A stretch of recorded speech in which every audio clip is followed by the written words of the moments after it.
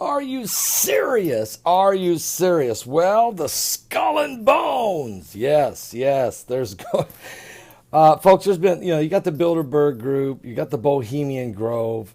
We know about the Masons, and we know about you've got the Skull and Bones there out of Yale. Well, guess what, folks? George W. Bush's White House looks like they're going to go ahead and release some files, 1,000 pages of some files from the days from the Skull and Bones.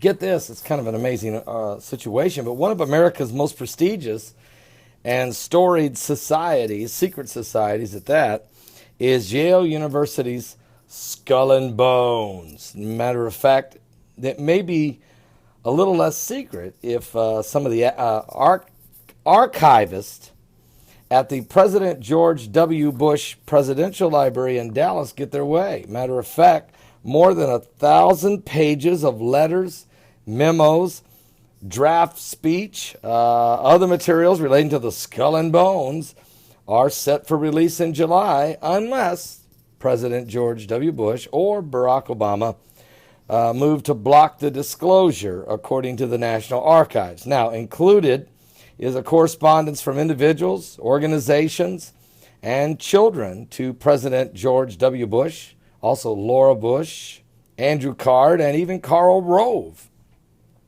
The routine memorandum regarding government awards and promotions. There's even a draft correspondence from the White House with background material, and National Archives said in an official notice to the attorneys of both President Bush and President Obama.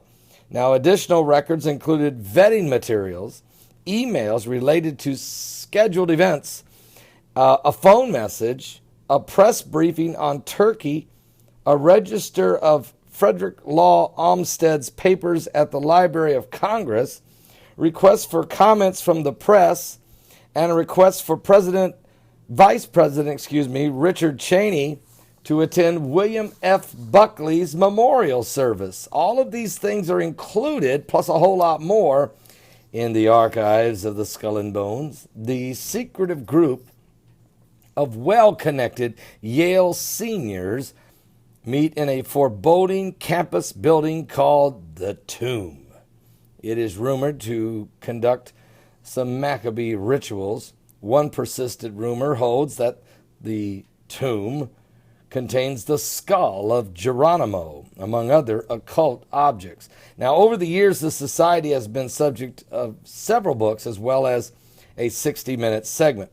The group drew particular attention in the early 1990s when William F. Buckley and others went to court in an ultimately unsuccessful bid to keep the society from going co-ed. And in 2004 elections, we had George W. Bush and Democrat nominee John F. Kerry. They were both from the Skull and Bones. You can see the insiders, the establishment. It didn't matter, whether you have the Republicans or the Democrats, there's a certain percentage of that group that are part of the establishment. They're involved. A lot of these guys are involved in Skull and Bones. They may be involved with the Masons. They may be a part of the Bilderberg Group. They may be a part of the Bohemian Grove and other societies.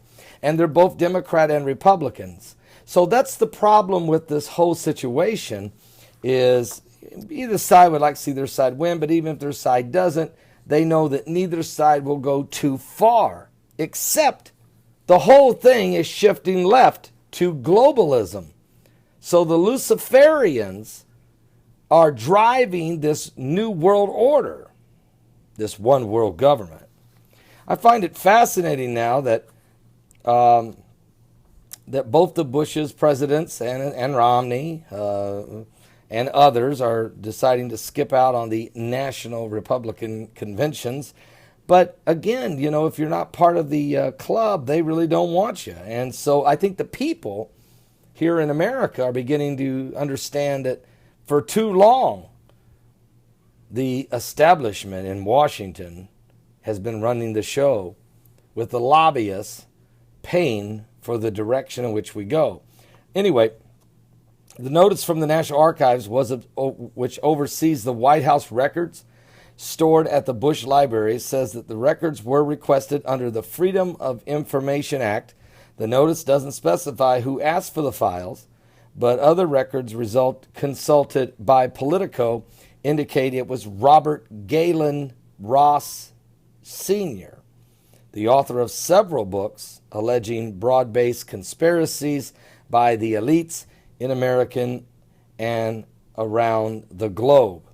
So one of Ross's works, Who's Who of the Elite, is frequently updated directory identifying purported members of the groups often at the heart of various conspiracy theories, including the Bilderbergs, the Council on Foreign Relations, the Trilateral Commission, and the Skull and Bones. Well, we'll wait and see if these get released and what will be some interesting information that might come out of that. I don't know. I know this, the New World Order is getting in position for it's a rise, and that's what it will be, a rise. But we can read about that, folks, in the Bible as the one world government positions itself to take full power. Are you saved? Because we're living in the last days. Don't be left behind. Christ is coming. We're running out of time. Give your life to Jesus Christ. He is the only way, the only true and living God.